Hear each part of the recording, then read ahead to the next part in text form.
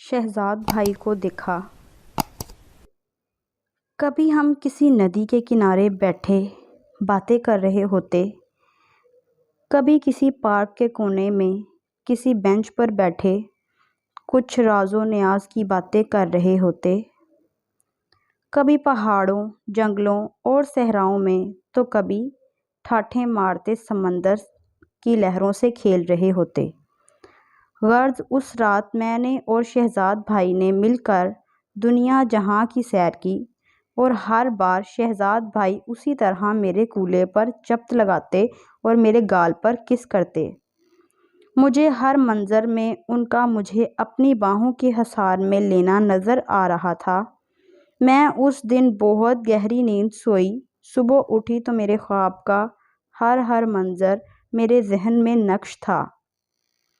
میں بستر سے اٹھنا ہی نہیں چاہ رہی تھی، میں ان خوابوں کی دنیا سے نکلنا ہی نہیں چاہ رہی تھی۔ مجھے علم نہیں کہ ایسا کیوں تھا، پر جو بھی تھا بہت پرلطف تھا۔ دوسری شام جب شہزاد بھائی ہمارے گھر پہنچے تو میں اسی وقت نہا کر نکلی تھی۔ میرے بال گیلے تھے اور ان سے ابھی تک پانی ٹپک رہا تھا، جس سے میری قمیض بھی گیلی ہو گئی تھی۔ یقیناً میری برا کی جھلک قمیض سے عیاں ہو رہی تھی۔ میرے بوبز اگر بہت بڑے نہ تھے مگر چھوٹے بھی نہ تھے، ان کا عکس بھی قمیض سے ظاہر تھا۔ یہی وجہ تھی کہ شہزاد بھائی کی بار بار اٹھتی ہوئی نظروں کو میں بخوبی نوٹس کر سکتی تھی۔ میں تو شہزاد بھائی کو خوابوں میں بسا چکی تھی، لیکن یہاں لگتا تھا کہ شہزاد بھائی کے من میں بھی کوئی اتھل پھتل چل رہی ہے۔ دوران اسٹڈی مجھے ایک بار لگا کہ شہزاد بھائی کا ہاتھ میرے گھٹنے سے اوپر میری ران پر ہے، اور ان کی انگلیاں شاید لرز رہی تھیں یا پھر سلپ ہو رہی تھیں۔ پھر ایک بار جب وہ میرے پیچھے کھڑے تھے، تب بھی مجھے اپنے کندھے پر کسی سخت چیز کی چبھن کا احساس ہوا تھا۔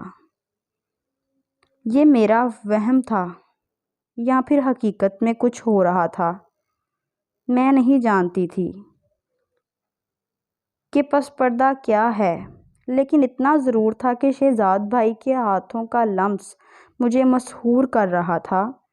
زندگی میں مجھے ایسی مسحور کن فیلنگز پہلے کبھی نہیں ہوئی تھی۔ یوں ہی جب شہزاد بھائی مجھے میتھ کے ایک سوال کی مشق کرا رہے تھے تو میں ان کے ساتھ بہت قریب ہو گئی، یہاں تک کہ میرا سر ان کے سر سے جڑا ہوا تھا اور میرا ایک کندھا ان کے کندھے سے لگ گیا تھا، جبکہ میرا دوسرا کندھا تھوڑا آگے کو جھک گیا تھا۔ میں یقین سے کہہ سکتی ہوں کہ اگر شہزاد بھائی نے میری قمیض کے گلے سے اندر جھانکا ہوگا تو انہیں میری ناف تک سب صاف صاف نظر آیا ہوگا۔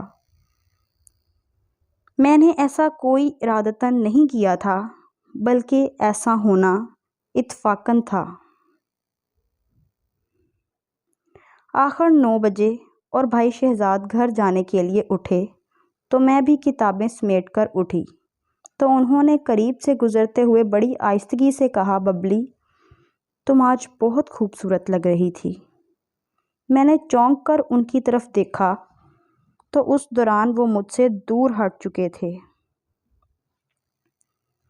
ان کے الفاظ ساری رات میرے کانوں میں بجتے رہے۔ شاید خواتین کے متعلق سچ کہا جاتا ہے کہ وہ بہت خود پسند ہوتی ہیں،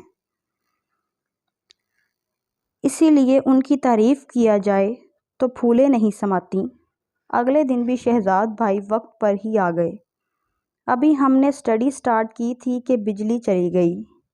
میں اٹھی کہ موم بتی جلا کر لے آؤں تو شہزاد بھائی نے میرا ہاتھ پکڑ لیا اور بولے، ہم نے کون سا موتیوں سے مالا پرونی ہے، ایسے ہی بیٹھ کے باتیں کرتے ہیں، تھوڑی ہی دیر میں بجلی تو آ جائے گی تو میں بھی ادھر ہی بیٹھ جاؤں گا۔